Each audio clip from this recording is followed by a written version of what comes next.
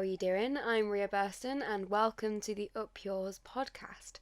Today's episode is a really exciting one. I'm very happy about it. It's been a long one in the making. I actually filmed this episode quite a while ago.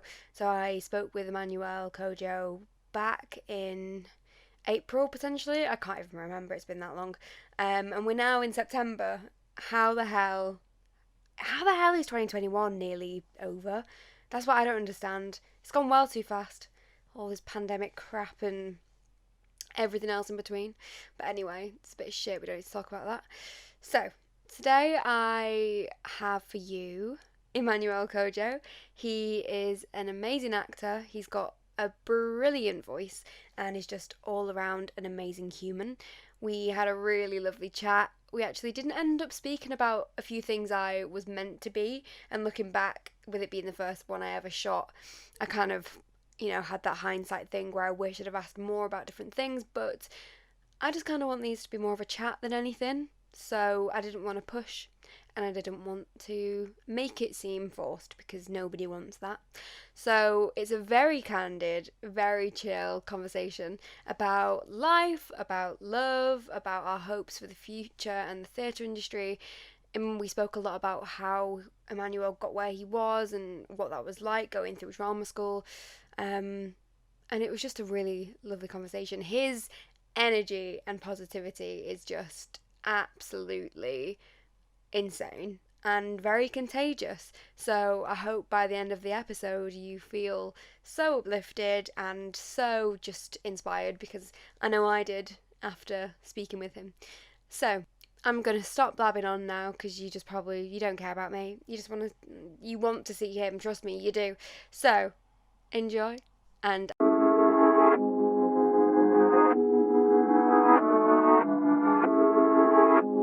tell I don't do this very much. No, to be fair, I kind of forgot that Zoom was a thing for a while, and then I did this and I was like, oh shit, I'm gonna have to start doing Zoom again, and it's so annoying because there's so much you have to do. Honestly, you know what, like, I've had so many Zoom things in the last year, and a lot, like, I just can't wait for when we don't have to do another Zoom thing. Just honestly, like, I'm so done with Zoom. Same. I feel like it's been useful. It's ran its course, but I'm very happy to say bye and leave it alone. Yeah, absolutely. And it was cute because obviously we couldn't see each other, so it was nice that we could continue to like have meetings or continue to like stay in touch with friends, whatever. But after a while, you just kind of go, yeah, I'm retiring out of Zoom. Let me just grab my. I'm having. Yeah. Honestly, I'm much like. I'm a very, very like physical person, so it's like seeing my friends and my family and people. Just I prefer to like connect in real life, and also I think again, like, I'm very much like, if you spend all your time on your phone, social media, or whatever, you just end up missing out on so much on actual like physical connections with humans, because that's what we are like. We are, very physical beings, so you need that physical connection. Let me just grab my tea. How's your weekend been? It's been all right, got a little bit drunk, as you do. Nursing a hangover all day yesterday, but it's fine. Yeah, that's me right now. Oh shit.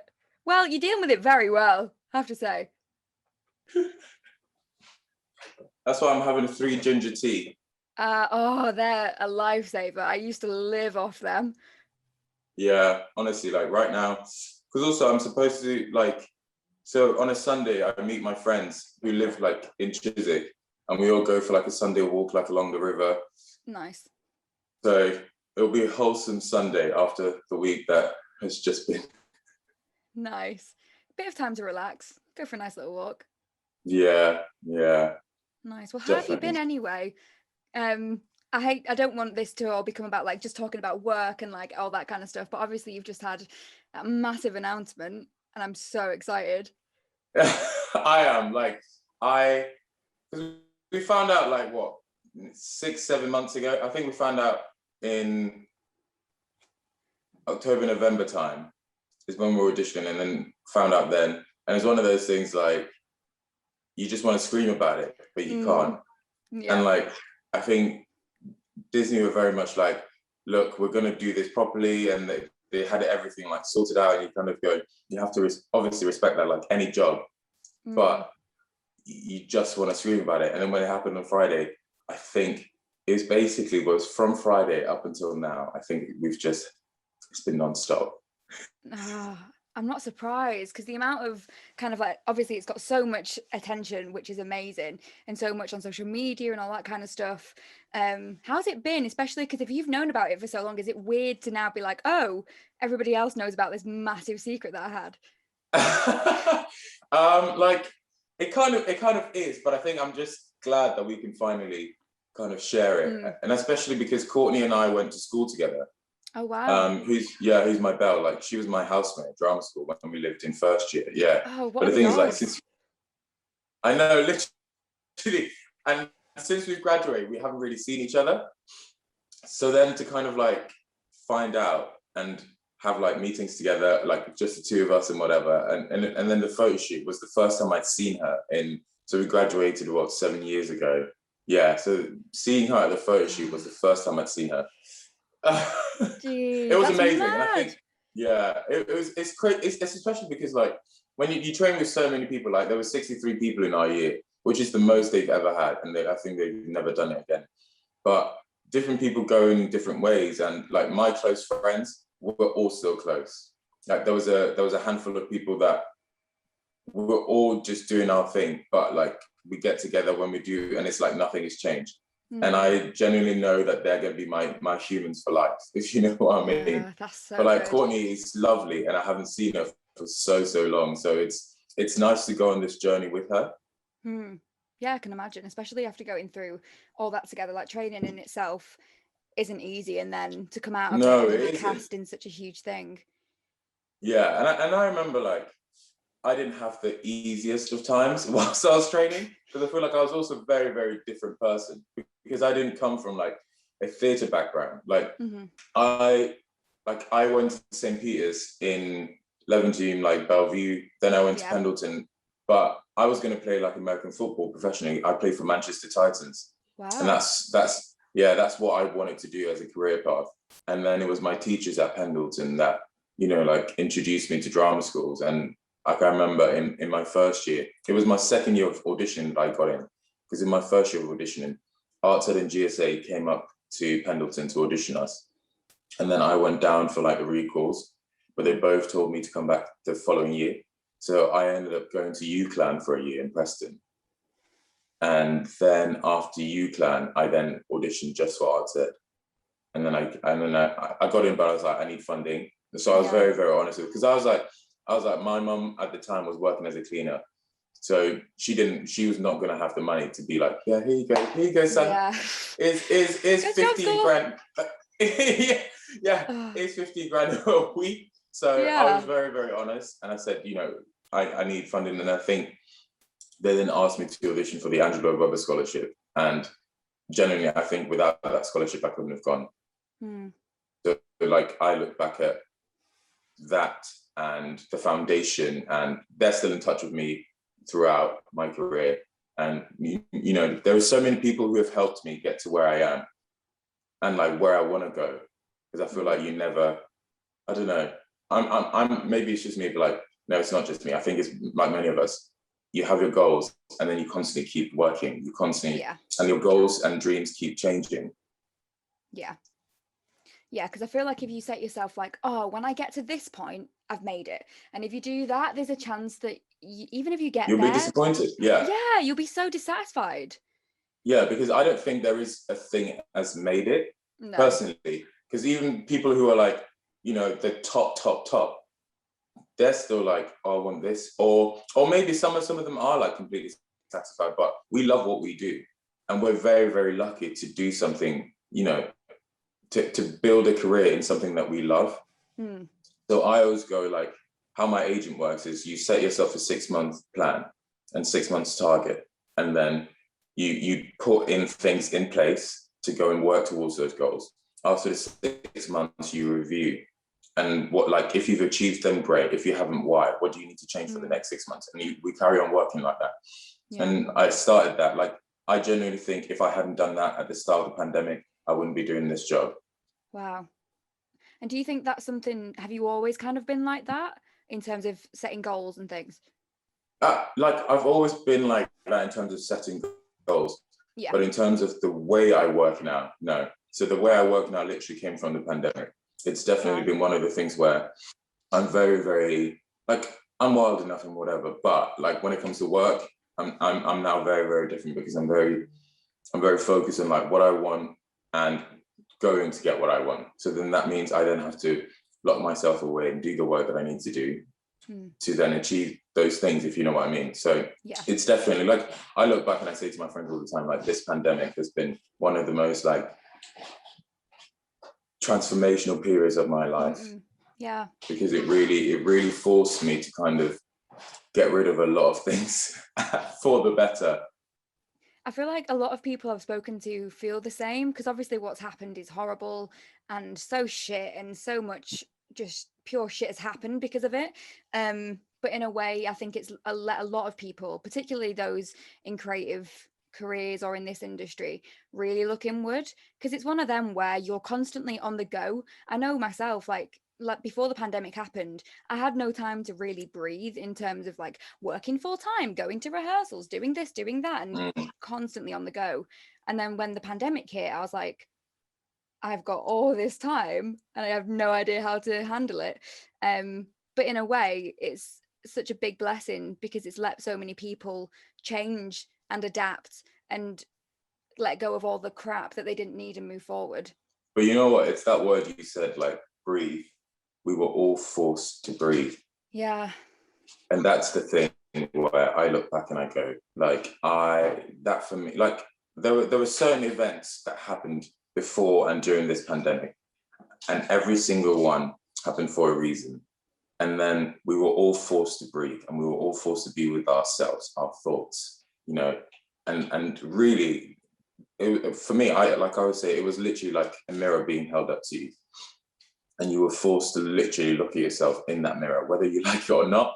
But you were, and then you were given the opportunity. And whatever you did, like, is valid. Like, if you did do the work, cool. If you didn't, cool. Do you know what I mean? So I think that's the thing of like, people can't judge like themselves for what they've done in this time, because I feel like comparing is such a thief of joy, and you just need to like focus on you. Like for me, I went into lockdown one, literally the day before me and my last girlfriend split up.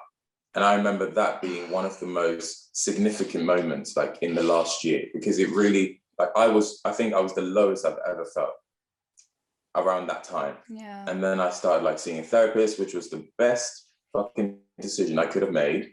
And genuinely looking back and going, there were certain moments, and like I remember the dates and everything. And those days I look back and go, those were the dates when everything changed. But like it went from 0 to 1 million. That's how much change it's been. So you kind of go, I now fully trust my gut. I trust the universe in like what's planned, and kind of going.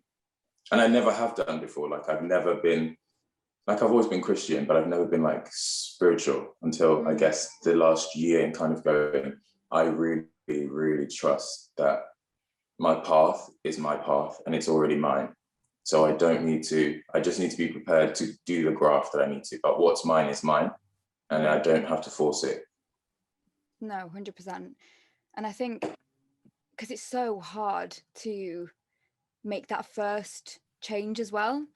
Like it's so hard to get in touch with a therapist and to actually start that process. But once you do, my God, like your life literally changes like that. And I had a very similar.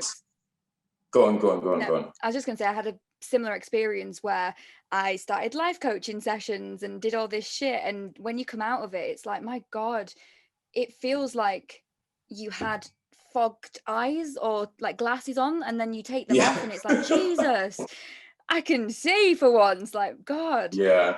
And I think you really look at yourself for what you really are and like who you really are.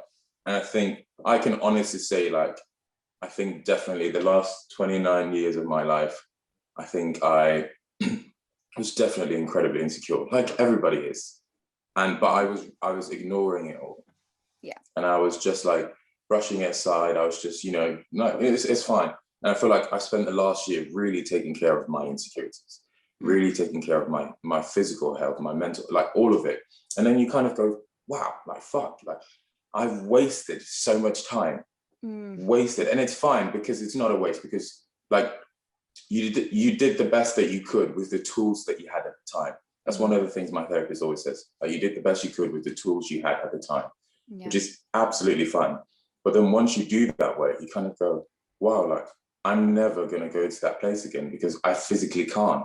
Yeah. Like I physically couldn't ever go back to how I was, purely because my body, mind, everything just wouldn't allow me to. And I think it's made me a better human for sure, but it's also made me a better actor because it's actually allowed me access to other things that maybe I was too scared of. Yeah, definitely, especially with looking inwards as well, because you kind of, obviously we just get conditioned into believing certain things and being and having defense mechanisms to life, which we don't even realize until we do look inwards and think, oh, I was afraid of that for so long. And being able to trust yourself and trust that even if you were to go through something horrible, you'd be able to pull through it, is so amazing. How do you think, because obviously you've trained and been in the industry, have you ever been encouraged to do that before, or do you think it's something that you have actively had to seek out yourself? Are you talking about therapy? Yeah, I suppose therapy and just being Being self-observant, I self, suppose. yeah. I mean, like, it's been mentioned before, but for me, I think because of my background, and I was just like, nah. Yeah. I was just very much like, yeah, this isn't something I need. Like, I'm fine. I don't. What's therapy going to do for me? And even like when I mentioned it to one of my brothers, he was like, "Why are you doing that for?" But it's just society, and I feel like genuinely, I then, like, I always look back and it was definitely the breakup, and then like losing jobs and not being able to be at work or go to work, and kind of going, fine, like this is the lowest I've ever felt. Something has to change. And I was just like, and then I started literally having weekly sessions. And I think genuinely being faced with those insecurities and going, I want to work through them, rather than just like my therapist always said, like, it's like a backpack, and all of your triggers, traumas, and you just load them up in this backpack without ever looking at them, without ever dealing with them. But I was faced to actually pick them up one by one, look at them and interrogate, and then deal with it and move on. And you kind of go, once you do that, I feel like a superhuman. Like, I genuinely feel like a superhuman, because when I am upset or when I am sad, whatever, or feeling down, I will allow myself the time to feel down without judging myself, without whatever. And then also I will hold myself accountable when I do something wrong. Do you know what I mean? So it's kind of it's putting those insecurities aside to really just look at yourself as a whole human being who is capable of mistakes, who's capable of growth, and kind of going, I think it is really like Gary Zukav, who wrote this book called Seeds of the Soul, changed my life. Oprah Winfrey was like, this is the book that changed her life. It changed mine. And he says, as humans, all our basic instincts are based in either love or fear. And we have a choice. What he calls authentic power is to choose to act from a place of love every time over fear. And it's very, very hard, like towards yourself and towards others, because you see somebody and they're aggressive towards you, or for me, I look at that and go, that person is in a lot of pain. And the only reason why someone does the things that they do is because they're suffering. Just like when someone's racist, when someone's, homophobic, when someone's anything, it's because actually they're in a lot of pain. So don't take it personal, but it's very hard. It's God, yeah. Very hard. I know, but like you said, with the whole not judging yourself thing as well, that's so important. And being able to, even if there's moments where you do flip or it does affect you and it does hurt you, and like it's it should. Okay. Yeah. It's okay. 100%. Like, you are allowed to feel, you are allowed to, experience the things you do. You're allowed to kind of go through whatever it is that you do. And I think I think it is society, but we spend so much time judging the way we look, judging the way we sound, judging the way, just judging. And I think once you let go of that, like I've been, I don't know, hanging out with my friends, and I'm literally like, guys, go to therapy. Literally, like, all of you go and find a therapist. Yeah. And just because generally, like, it's it's weird. Like I feel superhuman. And everyone's like, "Oh my God, you're glowing." And I'm like, "Yeah, it's therapy. It's actually looking after myself and not fucking, I don't know, like bullshitting myself." I think it's that like bullshit that everyone does, and everyone has it, and everyone's like, "Oh, I'm too scared." Like even when it comes to dating, like like if I want to talk to somebody, I will go and talk to them, because what's the worst that can happen? They say no, and then you go, "Have a nice life," Yeah. or you just kind of go like I think it's again, it's down to that fear. And just kind of going, I will choose love over fear every time. In all of I will try to choose love over fear every time. So don't be scared to reach for the things that you want. Don't be scared to go and graft for the type of life and career that you want, because I think that's what holds us back. Being scared to go and actually get what is ours. Yeah, definitely. One of the best things that I've heard in terms of just doing things like that is just to fuck polite, because we all are so used to bullshitting each other and small talk and all that sort of stuff. And it's like, no, obviously don't go out and be a twat about things and don't be rude to people, but you just don't have to be as polite as we're conditioned. And maybe it's a British thing, because I know in America, and I've read a lot of books, and Brene Brown is incredible. She's like an American, what's the word? Psychologist. And it's normalized in America to go and have Oh, therapy. everyone has a therapist. Yeah. Whereas here it's like, oh no, shut up and just get on with it. It's so Yeah. bizarre.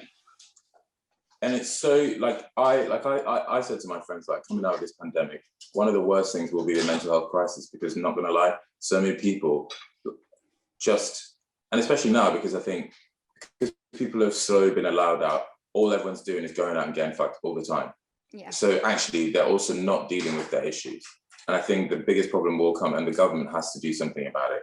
Like I know it's one of the things that I'm definitely gonna work on with equity, because I think, like, I've been on the council for this is my third term, so I'm going into like my 6th year, but I think just the mental health support for people in the arts is vital, especially after this pandemic, and going, we need to look after each other more than before. And I think it's that thing of, the hashtag be kind that started.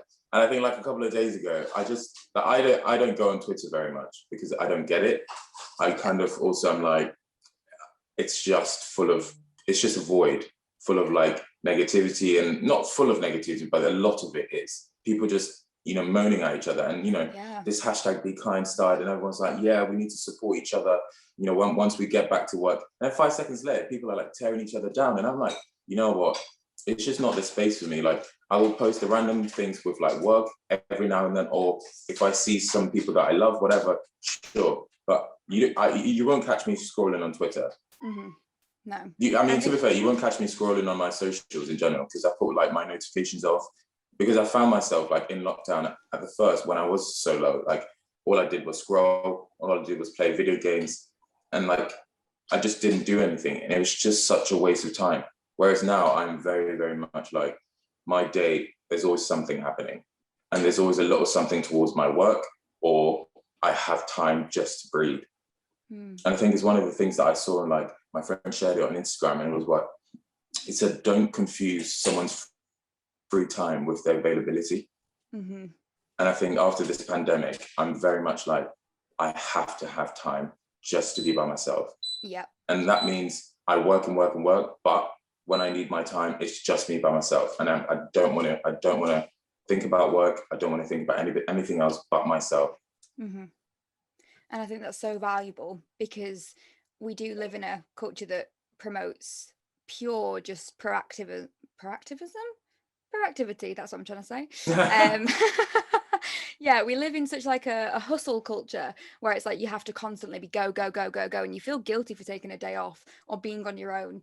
And if you're not doing something constantly, you're just made to feel like a failure, when in reality it's self-care, it's self-love. It's important as a human to do that for yourself. It just is. And you will be a better artist for it. Yeah. Like, looking after yourself. It's that thing of like, everyone's like, oh, I'm going to go to the gym to look after my body, but then no one goes to the mental gym. Yeah. So then it's like, but once you do, you kind of go, all right. Like I said, like we've had like a lot of celebrations over the last like week or so. And now I'm like, okay, now I'm gonna stay my ass in my house. I'm gonna do my stuff. I'm gonna chill out, do the work that I need to do, and then really just take some time just to breathe again, because I feel like I've said it in like other things where I have a social meter, and once it runs out now, and that's something I've never had before the pandemic. I think once it runs out, I have to just completely be alone just for a bit and allow it to like recharge, and then afterwards I can have a social life again.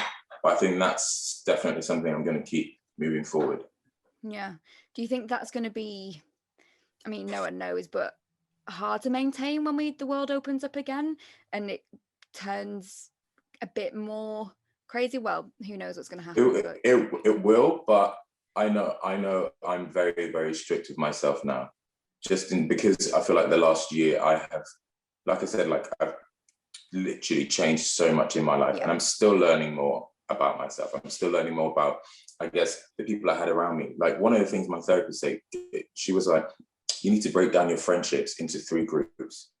She was like, at the top, which is like the shallowest part, not shallowest, but she was like, it's your kind of like your party friends, your associates, like people that you have, they're right at the top of this pyramid. And then in the middle are your friends that you choose to have in your life. They are, they're great. They are, people you choose and you love. And then, but right at the bottom is what she calls your foundation friends. And without that foundation, everything crumbles. So those foundation friends can be mentors to anybody, but friends who really build you and you build each other. And for me, it was literally I did that, sat there and like went through my friendships and I broke it down into that. And I was like, wow, it also changes. And actually you realize who is your friend and who isn't. Do you know what I mean? Because I feel like, especially in this industry, you kind of think everyone's your friend. And then sometimes you give, and you drain yourself by trying to give to everybody all the time. Yeah. And I think by doing this, I kind of go, all right, like I know the different levels and I know how much effort, how much time I give to each, because that's it. And also another thing, sometimes you just run yourself into the ground by just giving all the time and draining yourself. And if you take a step back from that and you don't give out as much, that doesn't mean that you're not a generous person, you're not a good friend. No. It literally just means you're looking after yourself and you're just observing what's going on with your friendships, because sometimes you don't get it back from them. And if you're not getting it back, then why should you have to give it? Yeah, and also it's like you just don't have to take anything personal. Like, no. Because I think I used to definitely, like, because I'd be like, oh, well, I'm giving them this much love and they're not doing the same back. So now I just kind of go, I won't. Like give, it's that thing of like, I give sunshine where sunshine is returned. Mm-hmm. So I'm not gonna just constantly drain myself by, giving and giving where nothing. No. So it's like certain friends where genuinely I see them and they're like, I'm like sunshine, you're sunshine, and we're constantly like, it's just good energy. So for me, those are people that I will give a lot of time, I will give a lot of energy. And I just think in this industry, we've become very accustomed to being like, oh, everyone's my friend. And you can't, man, like, you can't, because how many birthdays are you going to remember? Like, that's a lot of cards. Yeah. A lot of, I'm just going to go, it's too much. So for me, I'm just very much like, I have my tribe, I have my family, my foundation people, and then I have like my party friends, and you can still love those people, and you do, but very, very specifically that it's a different type of friendship and a different type of relationship. And it's important to know that as well, because then you know what you're getting out of something, and that you're then not disappointed or shocked or hurt when something goes wrong or doesn't happen, or you're let down perhaps. Has that started for you since you kind of went to drama school, since you were in Pendleton? Like, how have you kind of like built your network or your tribe of people? Like I would say like I'm a very, very, like I can talk to anybody on the street. I can talk to like I'm quite like a social butterfly. It's just how I've always honestly when been. I first messaged like you and was sending you voice notes, I was like, I feel like I know you. Like we've literally just been talking and I feel like I know you deep down. I know, and I feel like because I just think in life you just can't be. I mean, everyone's different and everyone's, but I for me personally in my life, I'm very much like, just be open, just kind of don't shut yourself off. Like when I need to, I will completely, but I'm very open to like meeting new people. And getting to experience new cultures, lives. And I feel like that's what I always think. Like, if you're racist, you're missing out on so many different cultures and different lifestyles. And for me, the food. I'm like, Yes. you're missing out on all of these things because you're racist, Honestly. and it's mad. But I think for me, it was definitely, since I was a kid, I was just very, very like talkative. So I would make people. But I think for me, honestly, it's been since this pandemic of really being aware of like what friendship is, and what friendship is, and what kind of friendships I will allow in my life. Mm. And even like relationships wise, I couldn't ever be with somebody who isn't my best friend now, because I think before I've dated, like my last couple of relationships, like we met, I was like great, and then we were literally, and I think for me, I kind of go like, you have to have a foundation before you can have a relationship. So you need that foundation of friendship, you need that foundation of like love, support, and then you build on that. And without that foundation, I think you just can't. And you need to laugh. I'm literally like, if I can't laugh with somebody, yeah, that's not the kind of relationship I'm gonna be with. No, it's just, I mean, that would just be boring as well. And it's not that fake laugh either. Like, I have had boyfriends in the No. past where I'm like, ha ha, yeah, you're so funny. When in reality, I'm like, no, you are the least interesting person I have ever met. Whereas when you find somebody who actually, I think it's about values as well. Like when you share the same values, when you can laugh about the same things, and when you can have meaningful conversations about stuff, the good Yeah. and the bad and all that, that's what you need. Yeah, and you can like build towards it, because for me, I always say like, I have my world, you have yours, and we have our like third little space. And I think you have to keep them separate, because I just think like, I want you to aspire to do the best that you want. Yeah. And I'm always going to aspire to do the best that I want. And then we have like our third little space, which is like our space. Yeah. Because I feel like my ex, I feel like she just, or other exes, or I think you become their world, or I become like, they become my world, and everything revolves around us. And it's like, I feel like you then end up holding each other back, and you have to just allow yourself the time to go, what are my aspirations? What are my hopes, dreams, goals? And you support each other to then achieve those things. Mm-hmm, definitely. Because you do, as cringe as it sounds, you do only have one life, and you only have one kind of body to live whilst you're here. Unless And you believe in reincarnation. yes, true. Lots of different versions of that. But whilst we're here right now, you can't live your life for somebody else, And I think, I mean, I've been a culprit of it, especially in like young love and that kind of thing, where you're like, you're my world, and like, oh my God, we're gonna grow together.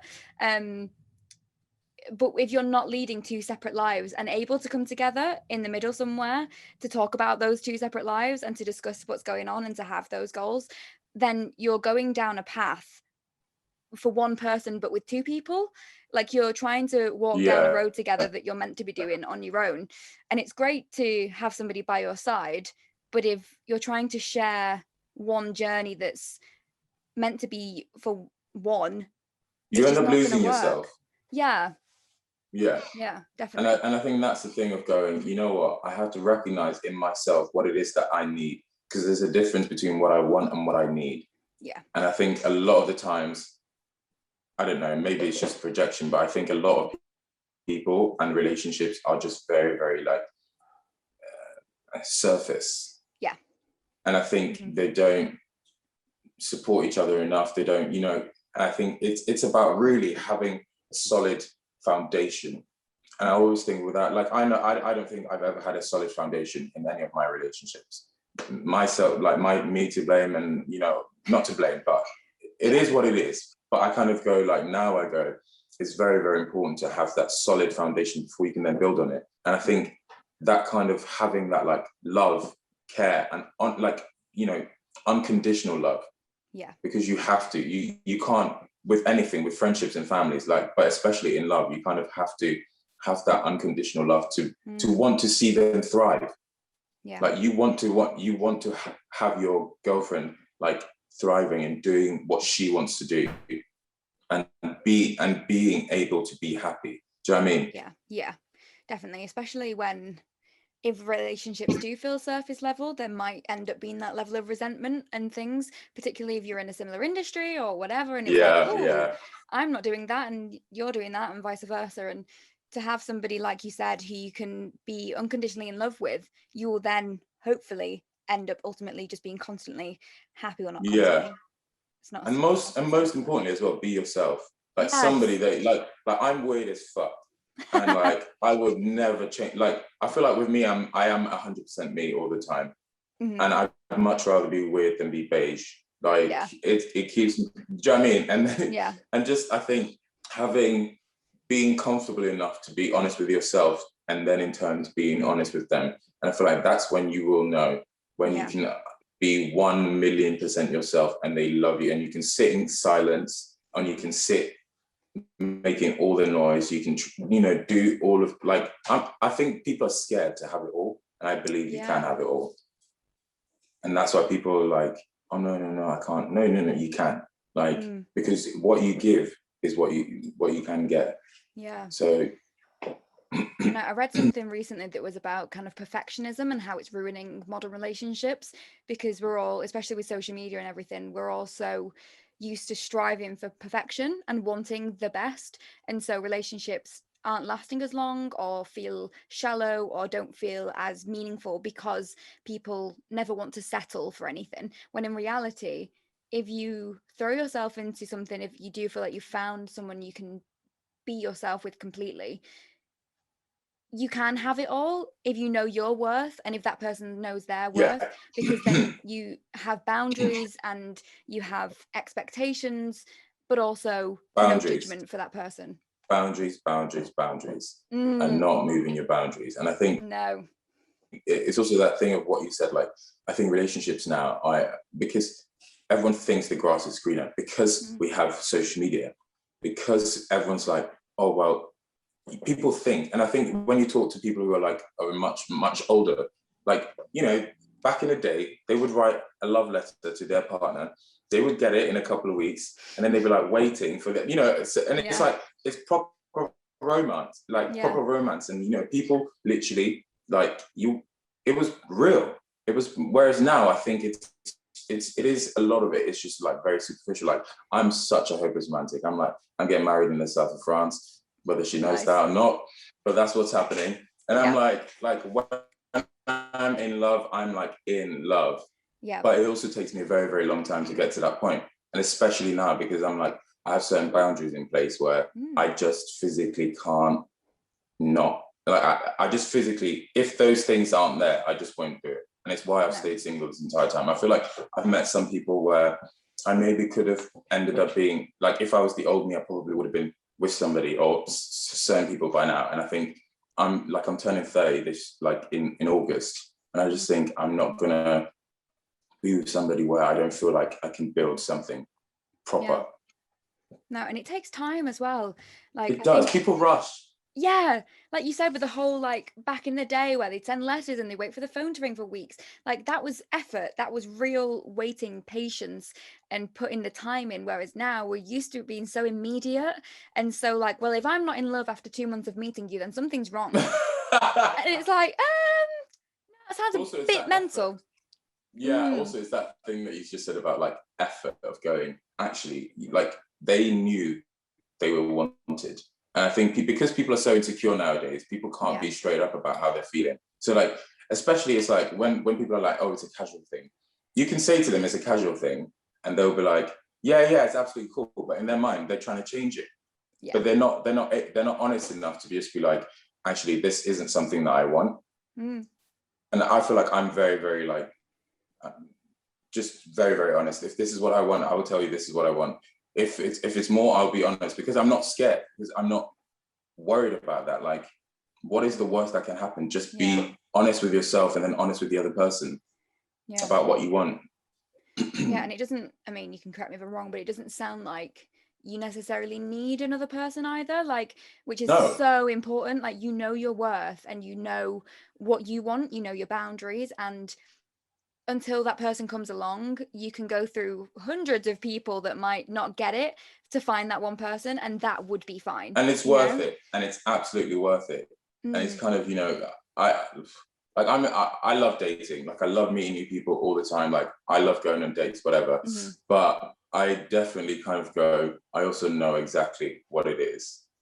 Like I will feel it because I'm such a hopeless romantic. Like, and I feel like I lost it in the last like couple of years because I was just scared. Like, Yeah. and I think that the pandemic has reminded me of like how much like I love. But because I'm also like, I know how much I give, I then wouldn't just give that to anybody. Like, you need to be my best friend. Mm-hmm. So if we're gonna date, we'll probably date for a long time before because I just kind of go like, you can't rush things. Like, what's the point of rushing like a year when you're gonna spend your lifetime with this person? Yeah. So why rush? Take your time, man. No, I completely agree. And I think things like Tinder as well, it makes it so, I mean, I've never done it. Kind of feel like I missed out a little bit, but I also don't really want to do it either because it's like the messages I see off my friends' phones, I'm just like, Jesus Christ, there's some desperate people out there. I'll be honest, I deleted everything like a couple months ago because I just feel like it just encourages me to yeah, that's all right. Yeah, though. so I was just like, get what you need. Yeah. So I deleted like Tinder, Hinge, whatever, like just because also I love going out and meeting somebody. Like I love going to a restaurant, being sat there, going, oh my God, they're beautiful. And I go up and have a chat with them. And then like I love that. Like last summer when we first like got out of lockdown, like my friends, we'd always go to like Megan's in Clapham. And I feel like Clapham is just full of beautiful people. Like it's very similar to Chiswick, but it's much younger professionals. And like everyone's beautiful. So you'd like go there and like I don't know, you just end up talking. And I love that. Like I love being somewhere with my friends and then just chatting to random people and then you get to know people. So I think, because I also think people on dating, like they just talk such bullshit. Yes. And like, I hate, like my biggest pet hate is like, not my biggest, but like one of my biggest pet hates is like being left on red. I'm like, what's the point? Like, like if I see someone's message, I will respond. If I don't respond, it's clearly because I haven't seen it or I'm doing something. And I just go, it takes 5 seconds. And I just go, when people do that, I'm like, bye, Felicia. Like, okay, I don't need you. See ya. Yeah. Oh, yeah, no, I hate that so much. And like, also, if you were to like have kids, if you want kids in the future, or like tell your friends and family at like a wedding or whatever, and you're like, yeah, we met in like a park or whatever, it's so much nicer than like, yeah, so I just sent her a message on Tinder because I was a bit drunk.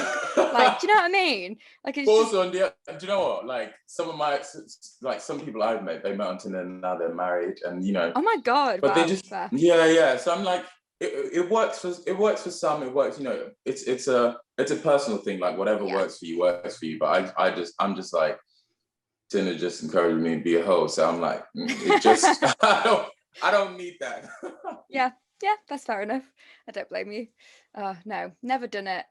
Maybe one day I will. Who knows? I mean, I'm in a relationship, so don't think he'd appreciate if I just tried it out for a couple of weeks, would he? Yeah, I mean, yeah, he'd be like, what's going on, babe? So should we do it together? We can, Yeah. Oh, amazing. I don't really know how we ended up here, but hey ho, it's been a nice chat. Bringing it back then to you and your amazing journey that you've had. How did it start? Because like you said, you were going to go into playing football and then randomly had that change into coming into the kind of creative industries. So where did it start for you? So like anything with me, it started with a girl when I was like in Austria, and she was at the drama club and I really fancied her. So I went along. Nice. I went along. Nothing came of it. But then when I moved to Manchester, at St. Peter's, they did like Godspell when we were there, and we did that. And I was like, this is cool. And then I think at the Library Theatre, we did a play there. And I think it was then I was like, oh, I really like drama. I really like, yeah. And I was like, I'm going to go to like Pendleton. So I went to Pendleton, and I think it was really at Pendleton that I went, this is something that I want to pursue. But then I didn't know how to. And it was luckily that Pendleton introduced to like art ed and whatever. And then when I went to art ed, I was like, okay, I really want to grow up to make this something. But even my mum was still like, you need to go and be a doctor or something. Like until maybe the last couple of years, just purely because I think she's of that generation where she just wants that financial like security for her children. Mm-hmm. And like a lot of Ghanaian parents, like everyone's like, you know, they just want that security, which I completely understand. But I think it was going to art ed and then leaving and then kind of going, like I remember my first job, I hassled Chris Hocking, who's the head of my school, to get me on audition, because like some of the boys who were the year above me, they did it when it was at the Young Vic. And then I heard it was transferring into I was told that it was coming into the West End. Right. So I literally was in his office every day, like, Chris, give me an audition. Like literally every day. And then he got me an audition. And it was so long. Like I remember, I think we did like 9-10 rounds for the show. And I remember when we got the job, like we got the job whilst we were still at school. So we then had like 2 months, 2 months in between. And I went on holiday to the south of France, which is where I fell in love. And I was like, I'm getting married here. And then we came back and we started rehearsals. And then like what happened. But I think that job had such a massive impact on me and the type of career that I wanted. Yeah. And how was that in terms of like, you had that security? Did that kind of change you going into the industry, because you went from training to then knowing that you were gonna have a job straight away? Did that kind of support the rest of your journey maybe? I think it gave me a false sense of security. Okay. And I think yeah, it really gave me a false sense of security. And also because we had such an amazing, like the producers on that job, like they literally became family. Like I'm still in touch with them all, like, and the support that we had, I kind of expected that's what the industry was like. And I think as well, like I feel like I've grown a lot in the last 6 years, but I feel like even more so in this last year. And I think I've made a lot of mistakes along my career, and learning from all of those and being able to kind of become now aware of going, actually, this doesn't work for me. This does. I need to get rid of this, you know, blah, blah, blah, blah, and kind of going. I think you just have to become aware of yourself and be honest with yourself about your goals and your, you know, because I think I'm such a massive dreamer, and my mind will just run wild. But now I'm literally like, okay, bring it here. Let's shape it. Let's form into what we want it to be. And then I need to make sure I put things in place to go and get that. So like literally at the start of lockdown, when I was back to like when I was saying like I was the lowest, I set myself like a couple, like basically it was a year goal of like losing weight, doing some modeling, like I think just getting certain things in place that can get me out being broke to what, and then literally I managed to do every single one of them. Like I lost like 4 stone in like 2 and a bit months. Wow. Because I designed a program, because again, one of my muggle jobs, like I did my PT qualifications. Okay. So I just basically like, I spent, training literally 6 days a week in my bedroom, and I managed to like do the weight. Then I literally got signed to like a modeling agent not long after that, and kind of just then getting this job to kind of actually be like, I can actually start sorting out my finances for once in my entire fucking life. And going like, dream. Yeah, so I do kind of, now I trust that process of going, what is it that I want? And then how do I achieve those things? And it's like, you can literally break it down in like, what is it I want? How do I achieve it? What do I need to do every day? Or what do I need to do to then achieve the goals to then help me achieve my dream? Do you know what I mean? Yeah. And then you kind of keep working that way. And I trust the method. You know, you plan, you strategize, and then you action. And that's so helpful as well, but also in terms of like knowing that you can have really massive dreams, but if you put the work in and if you break it down, you're going to be able to get there, or at least do whatever you can to get you close to being there. Yeah. And listen, what's yours is yours. Like no one can take it away from you. You just have to believe enough that it is yours, and that you can graft, and you deserve the things that, you know, like we all sometimes have like imposter syndrome, where I'm like, oh, I'm not good. I'm like, whatever, like we all have it, but you need to just shut it off. Like get rid of it and just go, what do I want? Like but also it's about like what makes you happy. Because I think a lot of the times, like some people think, oh, well, if I don't become an actor, that means I've failed. But actually it wasn't making you happy. No. And it's not failure. It's actually finding your happiness is a win. Yeah. Because that's the most important thing. You can't go at something if you're going to be miserable the entire time. Like, if you can go at something and make yourself happy by doing it, great. But if that's not working out, that's fine. You just got to find what does make you happy. Yeah, and it's so important. Like, I spend every day now, like, happiest I've ever been. Like, and it's weird because I wake up, if music, like I'll play music and dance. Do you know what I mean? Like, whatever makes me happy, I do it. Yeah. And I'm nice to everybody that I meet, because I just don't think don't be a dick. Like, it's a hard enough industry. It's like, it's such a mentally taxing industry. Like, you are experiencing all, like, when you're playing a character, like, you are going through a range of things, and that can take its toll. Like, it really can. So then you need to do things to keep your sunshine, to keep your happiness, and kind of going, whatever. Like, I love music. I train. Like, exercise is my thing that's just good for me, good, like, makes me feel better. And then, I don't know, just having different things, having like I said, friends who are like sunshine, kind of, being able to just separate all of the things and have all of the things that make you happy. And is that something that you is it that something in the last year, or did you kind of know that in drama school? Like, was that something that was fostered in you there? No, it was definitely the last year of kind of going, I really need to find my happy place and what makes me happy and what keeps me happy. And then literally going, okay, I love my job, but I can't do, like, I've never done a job that I didn't want to do. And I feel like that is I feel so lucky to be able to say that and do that. And because sometimes you do maybe do a job, but then I personally, I'm like, don't do a job where you don't feel everything, because someone else would have much, like, do you know what I mean? Yeah. So I kind of just go, like, do something that really means, but then also it's you gotta pay the bills. Yeah, I know. It's that tricky thing of like, do I It's just a take it balance. because it's going to pay the rent, or do I just not?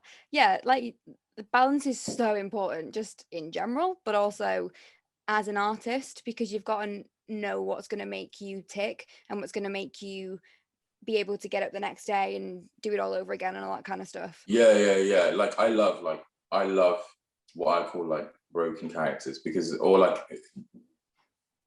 the Beast, people would think at the beginning that he's the villain, whatever. But actually, there's so much to him. Yeah. There's a reason why those people are like that.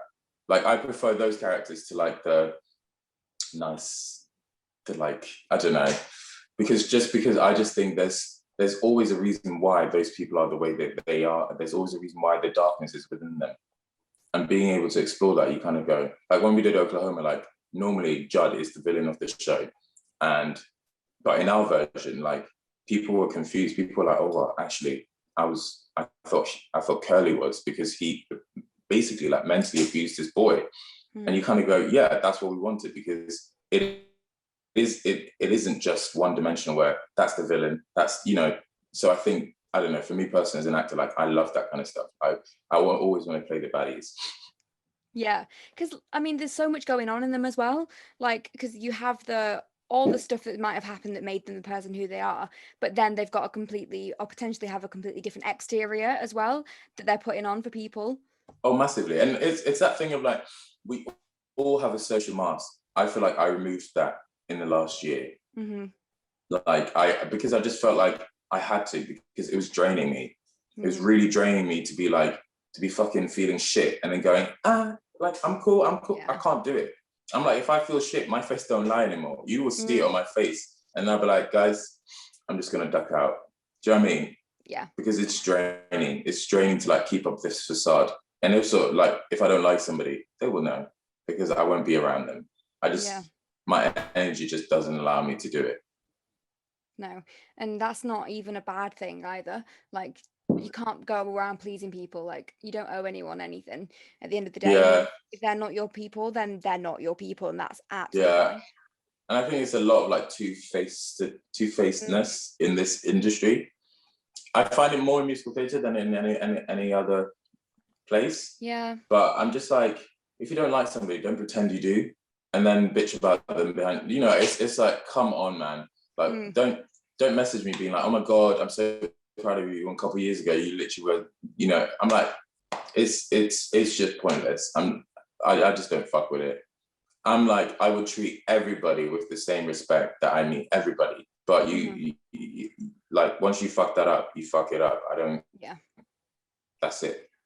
How have you kind of like dealt with that since coming into the industry then? Because I feel like, obviously, like you said, there's a lot of people who are happy enough to say nice things to your face, but then when they're not there in person, it could be different. Have you I dealt with think that a lot?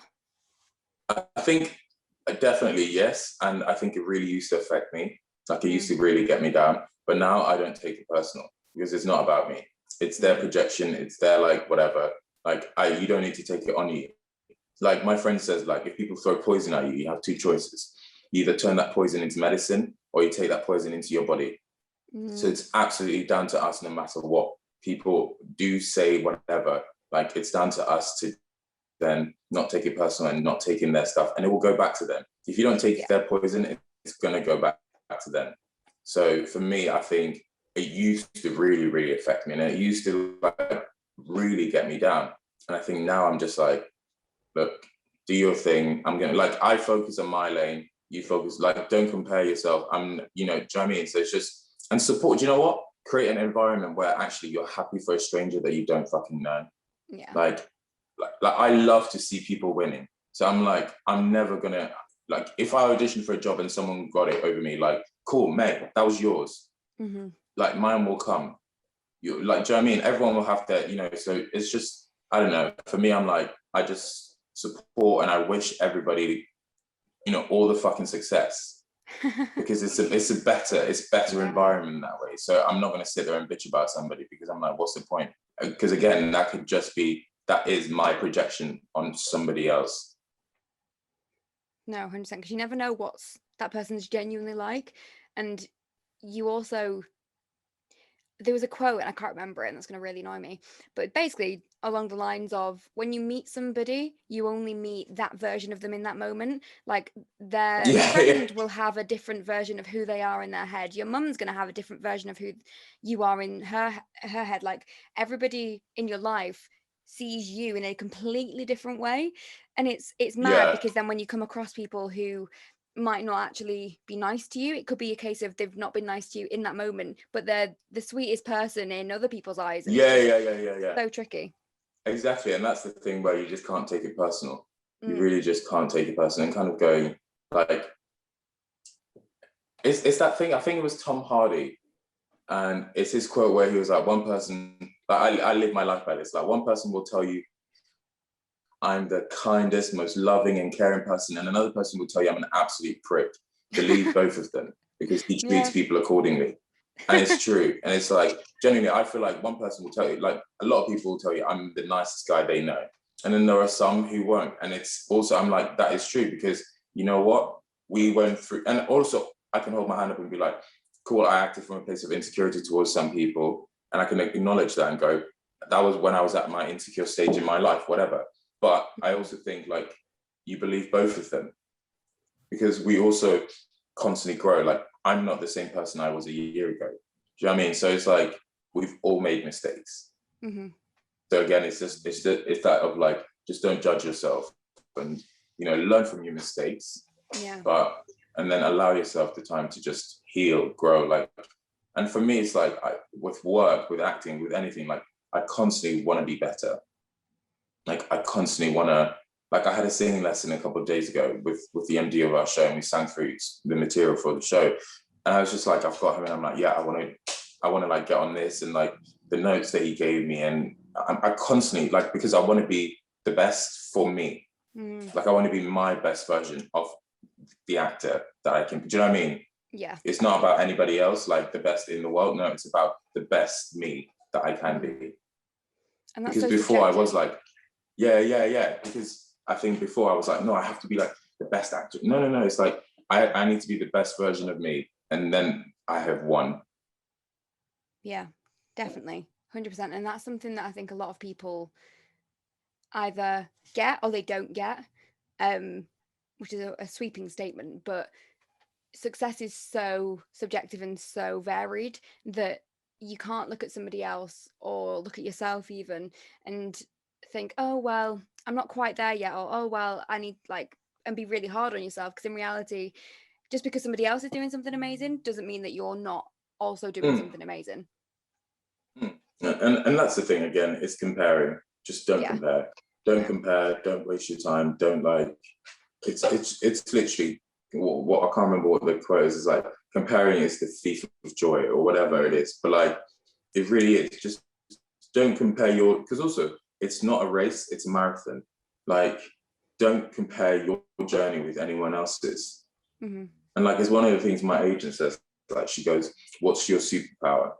Find your superpower. And then, because I feel like when I was in training at school, I spent so much time trying to be something I'm not. Like, I'm a bass baritone singer, and like I spent 3 years at drama school trying to be a tenor, trying to sing all this high stuff, trying to like do all of this stuff, and actually my entire career has been me singing where I live. If I, so it's like, if I had spent that 3 years really working on my superpower, I'd be even better than I am now. Mm-hmm. And now I'm spending time going, I'm going to spend as much time as I can working on my classical, working on making my voice the best that it can be. And that takes time. And you never get to the finished article. Like, it's like, you're never going to be perfect, but it's the journey of trying to find perfection. That's where the fun is. That's where the journey is. And that's where the good stuff is. So I don't know, you have to constantly be open to like keep learning, man. I think in like other interviews, like people have asked, oh, like, what's the like most career defining moment? Is this like your most career defining? I'm like, I don't know. Like, Yeah. I'm like, 7 years isn't actually that long of a time of like graduating and working out. Personally, I don't think, like, people have had careers for 50 years, do you know what I mean? But I think I'm super grateful for the journeys that I've been able to go on, and the people that I've been able to learn from. Yeah. And I think the moment you think you know it all, that's when it just goes like this. Because I just think you have to stay open to like watching and learning and constantly, like, I want to be, like I said before, I want to be the best version of me. And that means I have to stay open to learning. Definitely. And what would you say? Because obviously you have been on such a like individual journey, like everybody is on, but your journey has been so amazing so far, I'd say. But obviously, that's different to yourself because you've had ups, you've had downs that no one knows about, and all that kind of Mm-hmm. stuff. But along your way and along your stuff, what would you say you'd give an up yours to? Like to be like, nah, can't deal with that. And what would you give like a, you know what? Yeah, that's something that might have changed you or might have just helped you who you are now potentially. Do you know what? I think your first job is always special. And like, I will never forget that first job, like, Mm. because it was just like, it was a show called Scotsman Boys, and it was about 9 black boys who were accused of raping 2 white women in 1931 Alabama. They didn't do it. The boys were aged 10 to 18. And it follows, like, it was created by Kanda and Ebb and Susan Stroman. And it is the best thing. Personally, I think it's one of the best things. And it really changed and affected me. And I think also, like, when I was at school, I had like 3 dream roles. And it was to play Joe in Showboat, which we did in Sheffield and then brought into the West End. And then it's to play Judd, which we did in Chichester. So it's one of those, I'm like, I feel so lucky that I was at school and I was like, these are 3 things that I want in my career. And like, I've been able to do 2 of them in 7 years. Like, that's mad and that's crazy. So then I was like, I need to then keep working and kind of going, like, Porgy is my last one, but I'm not gonna, I think I'm too young to do that. Like, because it's a massive opera, and I just think you have to be like much older to do that. But I kind of go like, again, like, there isn't ever a singular moment. I feel like there are so many like snippets that, like, even Girl from North Country, like, fucking hell, what, like working with Shirley Henderson and Kieran and Sheila and all of them, like I was like, these are actors, and they are at the top of their game. Mm-hmm. So if you're going to be around people like that, you learn and you listen and you watch. But then moments, I would say, like during Showboat, I got ill. Like when we brought the show into the West End, and I had an operation, and I think that was probably like another low moment. And then again, like I said, the start of the pandemic, that was definitely another. But I definitely see that low moment last year as the catalyst for everything that's about to come, if you know what I mean. Yeah. So I think that is like one of the shittest moments in my 29 years of life, but also one of the biggest, most important. And it's like, listen, everything happens for a reason. You may not see the reason at the time, but it does. And especially when you experience pain, when you experience trauma, when you experience those things, like there is a reason why, and it's really hard to say that there is a reason why that's happening, but it's also down to perspective. But it's so hard because it's like when someone dies, when something really bad happens to you, like at the time, it is the worst thing that's happened in that moment, because it really is. But you will get through it. Do you know what I mean? And it really is down to like your perspective and allowing yourself the time to grieve, the time to like feel and, experience everything that, like, I lost 2 of my high school best friends last year. Like, it was like, I still like look at their thing and I just like, every time I just say weird, because I find it weird that they're like just not here. Yeah. And like, for me, I haven't really been to funerals before, like, and I literally like carried both their coffins, and it's like it's weird. Like I've never experienced those things, but it brought us closer together.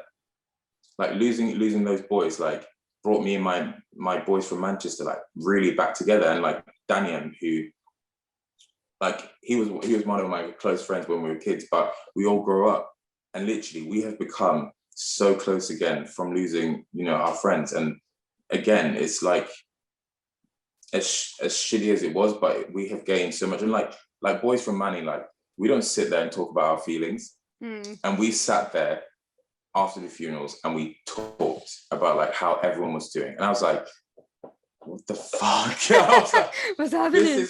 This is crazy. Like we literally just sat there and talked about how we're feeling. And now I feel like we have like a very open space where if someone's feeling shit, they will just say. And I think it's so important to like get rid of that bullshit toxic masculinity and just talk about how you're feeling and how you're doing and not hiding it. Do you know what I mean? Yeah. The societal thing of like man up, like men don't cry. Like I literally think before the pandemic, I think I genuinely remembered crying like 3 times in my life. Wow. And because I was just like, men don't cry. I swear to God, in the last year, I've cried a lot, and it's been amazing. It's been amazing because crying is a release. It's like, it is a release. It's a, like letting go. And you kind of go like, it's mad because actually all you're doing is just building up all of this stuff inside of you. And then crying just releases it. So for me, I'm just like, if I need to cry, I'm going to cry. But that's the reason why I'm so happy now. That's the reason why I'm in a very, very, very different place in my life, because I'm not afraid to cry. I'm not afraid. Like, there's a book called Cry Like a Man, and it was by this man called Jason Wilson. And that was one of, like, I don't read books. And this pandemic, I've read 4, which is like, that's amazing. I know. And like, they're all like self-help books, like, but also incredible. Like, so it was like Cry Like a Man. No, actually, The 4 Agreements was the first one, which some random woman that I met in the park was like, maybe you should read this, The Universe, like changed my life. And then Cry Like a Man was the next one. And then The Seat of the Soul is the book that I said, like, Oprah Winfrey, it's the best, like, it's incredible. And then another book that a girl I was seeing kind of gave it to me. It's one of the Ruby Kaur or whatever books. But generally, you just kind of go, everything happens for a reason. Like that random woman, like I was walking and we just, like she used to like dog walk my landlord's dogs. And I was walking with the dogs and she was like, oh, is that Petri? And then we just ended up talking. And then she was like, oh, you should read this book. just what are the do you know what I mean? It's just, Yeah, mad. yeah. And I feel like people say like, oh, self-help books don't work, or they're counterintuitive, or they're not actually helpful. I'm like, yeah, they are. Otherwise, they wouldn't be written. And also, people aren't stupid because they can take what they want from books and leave the rest. Like have done like very similar thing of reading books that are written by psychologists or have a very spiritual kind of meaning Read the behind seat of the them. soul. Yeah. Oh, I think I need to. I'm currently reading The Women Who Run with Wolves, and it's such a chunky book, but it's about like your intuition, like specifically as a woman, but I feel like anybody could read it and take so much from it. Okay, who's it by? Gary Zukav. I'm gonna send you. Okay. I'll send you this YouTube video of him and Yeah. Oprah talking about it. Like, Okay. have like a little notebook and pen. Watch Okay. it. Like, watch it with your partner if you want, and yeah, have a little notebook and pen and take notes if you want, if you feel compelled to. But if you then feel connected to it, then buy the book. But definitely watch the video first. Okay, I'll do that. Thank you very much. I love book recommendations, honestly, especially with books like that. I'm such a sucker for like deep spiritually type Like books. genuinely, I'm like I've been given that. I'm like take it, take it, take it. Yeah, Like because it same. is just like he breaks things down in, and also it's like if even if you're not spiritual, like you can still understand what he's saying and just Yeah. kind of going actually like we overcomplicate so many things, but it's because of society, it's because of the world that we live in. Because you go, well, the world is filled with so much damage and so much, you know, but you don't have to take that into your world. You don't have to take that into you, and that's hard. And it's not easy. It's not easy to be happy all the time because no one's happy all the time. Hard enough industry, like that's why the mental health in the arts is so bad because people are constantly tearing each other down. So it's like I know I just can't fuck with it because I'm like I'm gonna stay in my good place and I will keep staying there because I just don't allow certain things in my life. And I want to help my friends and I want to help people around me, but you just kind of go, you need to support and look after each other. So I think that's definitely one of the things that like I'm gonna work on with equity and try and find a way where people do feel supported.